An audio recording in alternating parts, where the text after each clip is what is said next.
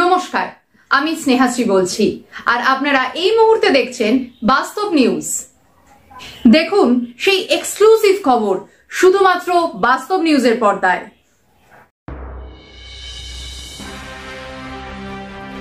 মাতালদের খপ্পরে যুবক, মদ্যপানে রাজি না হওয়ায় মারধর। মদ্যপানে রাজি না হওয়ায় এক যুবককে মারধর করার অভিযোগ।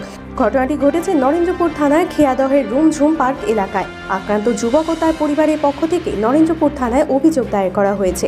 ঘটনার তদন্ত শুরু করেছে নরেন্দ্রপুর থানার পুলিশ। তবে এই ঘটনায় এখনো পর্যন্ত কেউ গ্রেপ্তার হয়নি।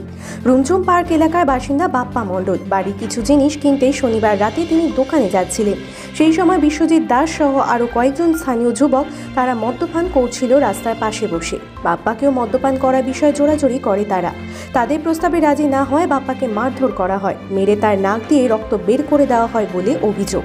আহত অবস্থায় রাতেই তাকে চিকিৎসা কেন্দ্রে নিয়ে যাওয়া হয়। প্রাথমিক চিকিৎসার পর বাড়ি ফিরে আসে বাপ্পা। এই ঘটনায় আজ সকালে অভিযুক্তদের বিরুদ্ধে নরেন্দ্রপুর থানায় অভিযোগ দায়ের করে আক্রান্ত বাপ্পা।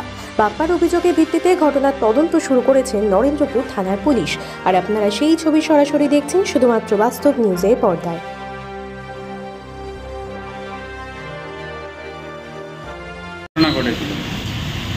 আমি যাচ্ছিলাম রাত্রে বাজারে যাচ্ছিলাম, যাওয়ার পরে আমাকে ধরলো। ধরার পরে আমি মদ খাবো আগে যাচ্ছিলাম, মদ থেকে মদ খাবো না বলে আমাকে ধরে ওখান থেকে মারতে নিয়ে গেল সাদেকে।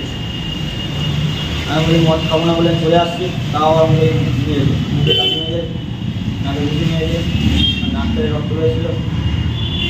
তাহলে আমাকে চলে যেত। আমি আমাদের পঞ্চায়েতের কাছে এসেছিলাম যে আমাদের সেক্রেটারি, তাকে আমি বললাম এই কথা বলে তাকে ছবিগুলো ডায়েরি করে দিলাম। সকালবেলা গাড়িটা বলছো কি নাম তোমার? বাপন। যে করেছে তার কি নাম?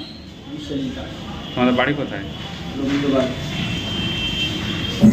আমাদের চ্যানেলটি যদি ভালো লেগে থাকে তবে লাইক, কমেন্ট, শেয়ার ও ফলো করতে অবশ্যই ভুলবেন না। ধন্যবাদ।